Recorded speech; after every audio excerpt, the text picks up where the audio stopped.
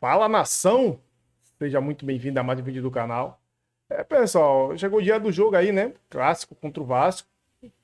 Jogo que tem gente da mídia falando coisas que não tem nada a ver, que o Vasco vai crescer. Mas eu acho sim que a lógica vai se confirmar, né? O Flamengo, no meu ponto de vista, é favorito.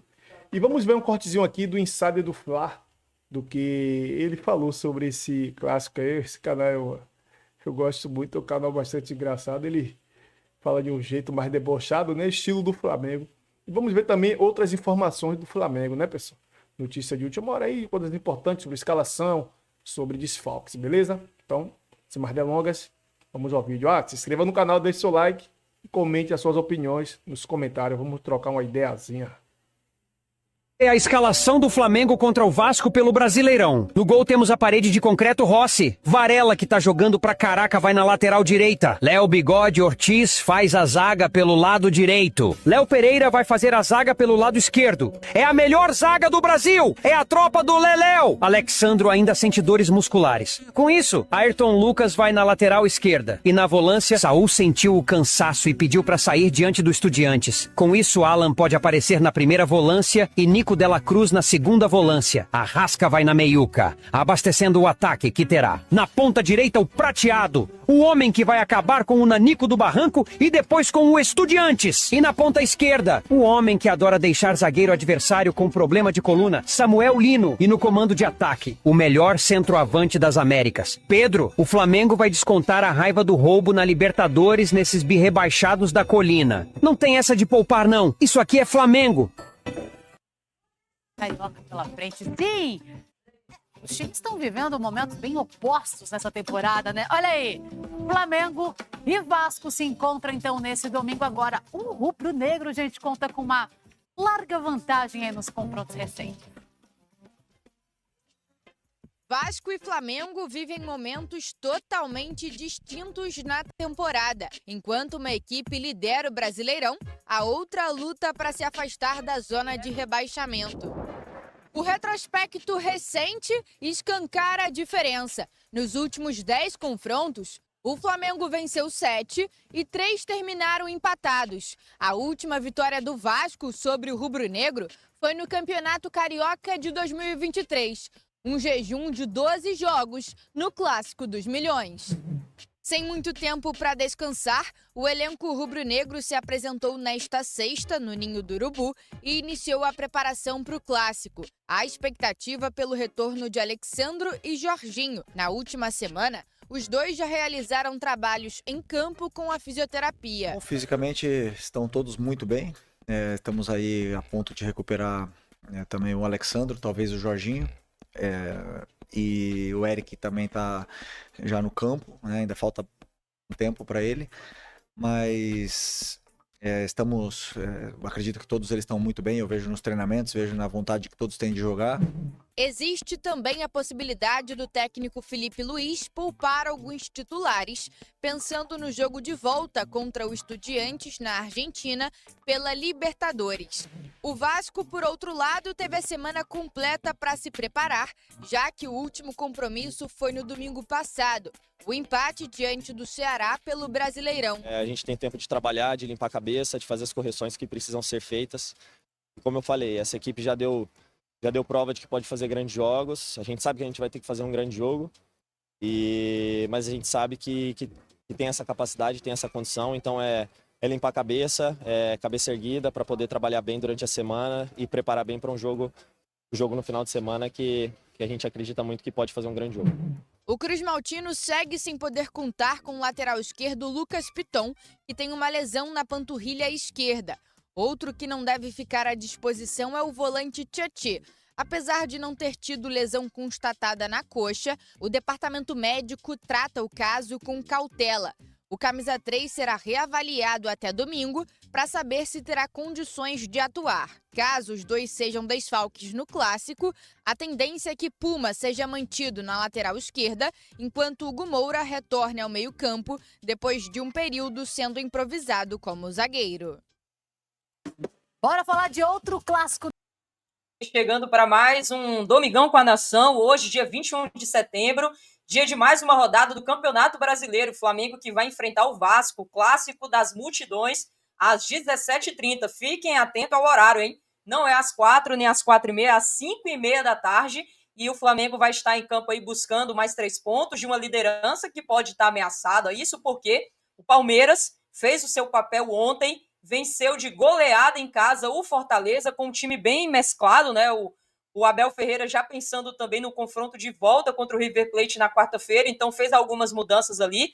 Mesmo assim, o Palmeiras foi competente o suficiente de marcar os seus gols numa noite do Andréas Pereira e também numa noite infeliz, mais uma vez, do time nordestino, né? Que se não abrir o olho pelo andar da carruagem, vai acabar caindo para a Série B. E o Flamengo tem hoje o Vasco, que também está lutando nessa zona de rebaixamento. O Vasco tem 23 pontos, é o 15º colocado na tabela, e a gente precisa buscar essa distância para o Palmeiras, além de ganhar moral num confronto importante, porque na semana, quinta-feira, tem Libertadores, tem Estudiantes pela frente, e a gente vai trazer todos os detalhes sobre as dúvidas. Por que dúvidas, Letícia? Porque até o momento que a gente está aqui na live, não foi divulgado nenhuma atualização do DM, nem também a lista de relacionados. Então, ninguém que cobre o Flamengo, jornalistas, youtubers de maneira geral, tem noção se o Saul vai estar à disposição, se o Jorginho está voltando, se o Alexandro já está pronto. Fica aí ainda a dúvida sobre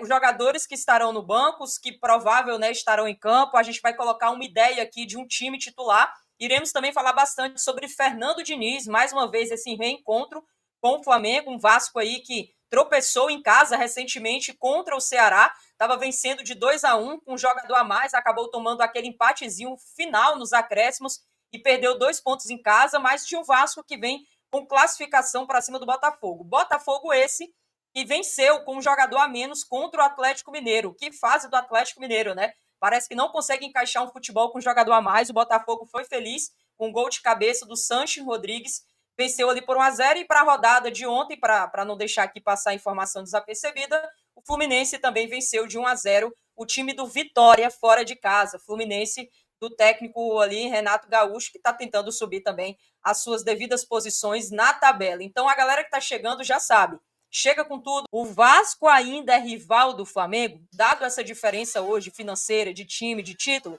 Primeira opção, sim, sempre será. Segunda opção, não mais. Estou falando isso porque já tem muito debate referente a hoje no Rio de Janeiro, o Vasco já ter tido uma distância muito maior do Flamengo, a rivalidade, a disputa de títulos, etc. Então volta, que a gente quer saber a sua visão sobre isso, tá? Dando bom dia para o meu parceiro da bancada, daqui a pouco o André Rocha vai estar subindo, ele está tentando ajustar, mas daqui a pouco ele está com a gente na bancada. Bernardo Ramos, bem-vindo, bom dia, considerações iniciais e expectativas para esse jogo.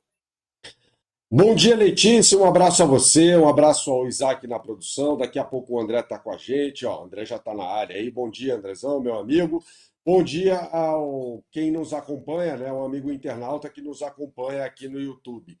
É claro, na minha opinião, que o Vasco é o principal rival do Flamengo, vai ser, e essa rivalidade foi construída e eu acompanhei muito de perto ali, um auge disso no final dos anos 70, nos anos 80 e tal, adentrando nos anos 90. E eu acho, é a minha opinião, que o principal rival do Flamengo é o Vasco, sim. Eu sei que todo o foco está hoje aqui no pré-jogo em Flamengo e Vasco, mas eu queria só falar aqui, dar uma pincelada sobre o que está acontecendo na Argentina, tá?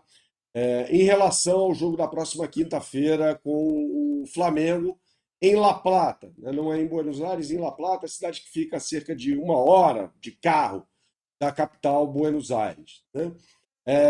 Relatos da imprensa de La Plata, daqueles que cobrem, evidentemente, o dia a dia do Estudiantes, esses relatos dão conta de que o Estudiantes não foi comunicado sobre a suspensão, anulação, melhor dizendo, do cartão vermelho recebido pelo Plata no jogo da última quinta-feira, com aquela arbitragem canalha de Andrés Rojas, né? Então, o Estudiantes promete, de acordo com esses relatos, recorrer da decisão ou então recorrer depois, caso haja de fato uma desclassificação. Tá? Então, eu queria dizer que isso vira um clima de guerra nos bastidores, E o Flamengo, por meio do Boto, vai ter de ler esse comunicado, esse e-mail que recebeu da Conmebol, até informação dada em primeira mão pelo companheiro aqui de OSN Live, o Mauro César, vai ter de ler isso com lupa, para que não haja nenhuma vírgula que dê um duplo sentido em qualquer coisa, tá? E a Conmebol tem obrigação de publicar esse comunicado, né? E que o BAP converse com o Alejandro Domingues, que é o presidente da Conmebol, então, mas essa história tem de ficar muito clara, tem de estar tudo muito claro. Não pode haver brecha para nada, tá?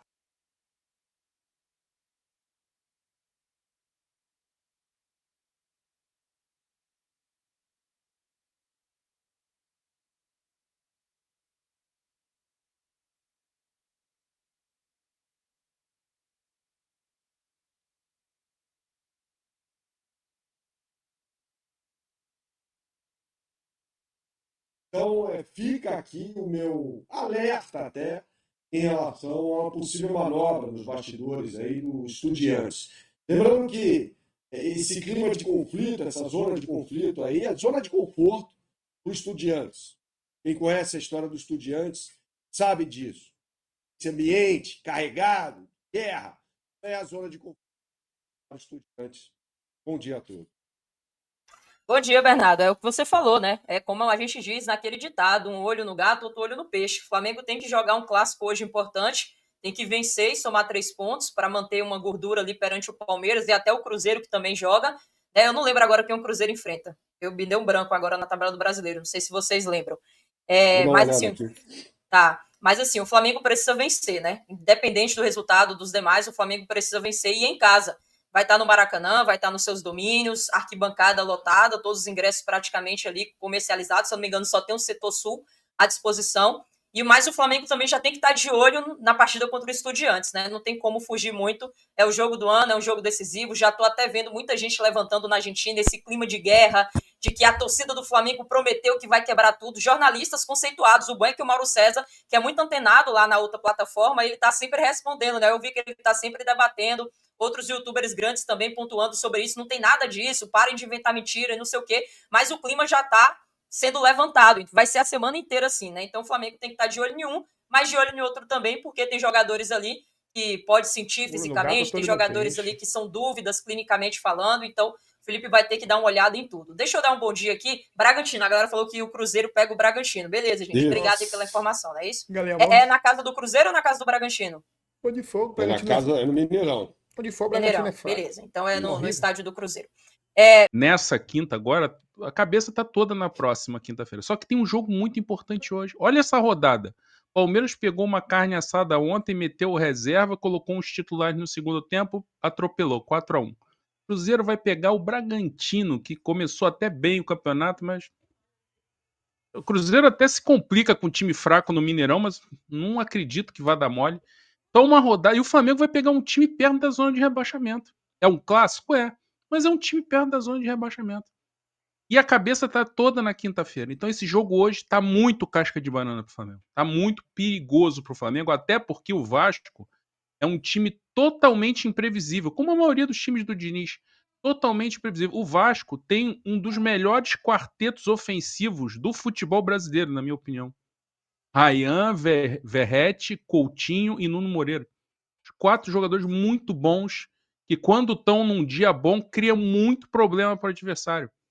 Lógico que a parte defensiva do Vasco é uma lástima, como a maioria dos times do Diniz, né? Transição defensiva é uma porcaria, deixa muito espaço entre meio campo e defesa, vacila muito em jogada aérea, seja com bola parada, seja com bola rolando. Mas é um time aleatório e vai entrar mobilizado, jogando a vida. Por quê? Porque o Vasco também é um time beneficiado pela mudança do calendário no futebol brasileiro. Essa semana passou a semana tranquilo. Né?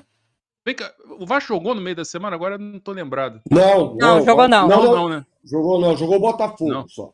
Isso, foi o Botafogo, perdão. Eu lembrava que um carioca tinha jogado no meio da semana. Foi Botafogo e Mirassol, aquele jogo maluco 3-3. Né? O 3-3 lá. Isso mesmo. Então o Vasco treinou a semana toda. Tá totalmente mobilizado para esse jogo, vai jogar a vida desse jogo.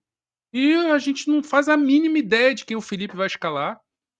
E tá tudo voltado para quinta-feira, porque virou uma questão de honra. Né? Quem tá lá no contato com os jogadores vem falando isso, ó. Tá todo mundo tratando o jogo como uma guerra de quinta-feira. Então, como é que se concentra para esse jogo hoje? É um desafio para o Felipe Luiz, para os jogadores. Então, é um jogo muito difícil e muito perigoso para o Flamengo, esse clássico. E é bom lembrar, né? Primeiro turno, o Flamengo jogou, dominou, criou um monte de chance, mas 0-0. Léo Jardim fecha o gol contra o Flamengo, né? Contra o Flamengo em clássico, eles crescem, né? Porque clássico já tá dizendo, clássico é clássico. Eu acho que o Flamengo hoje tem que jogar com atenção, colocar ali. Pode poupar alguns jogadores, né? Se quiser ter mais tranquilidade. Até porque, assim, o time do Flamengo é superior, mas eu acho que a cabeça do Flamengo realmente tá em quinta-feira. Mas hoje também é um primeiro passo para passar confiança, né? Vamos ver agora, pessoal, o que o Mauro César falou, só para finalizar o vídeo aqui, que coloquei na capa aí. Vamos trazer o que ele falou rapidão aqui de quinta-feira. Do Flamengo, especialmente as atenções voltadas para o Piero Massa. Existe uma situação que pode ser até boa para o jogo e para o Flamengo, que é uma atuação sóbria, correta, sem polêmica, sem erros graves do chileno, que já vai entrar em campo, de certa forma, pressionado, porque o pênalti que ele marcou contra o Cerro Porteño, que valeu ao Estudiantes a classificação na fase anterior, na minha opinião, foi um pênalti muito mal marcado, não sei o que você pensa.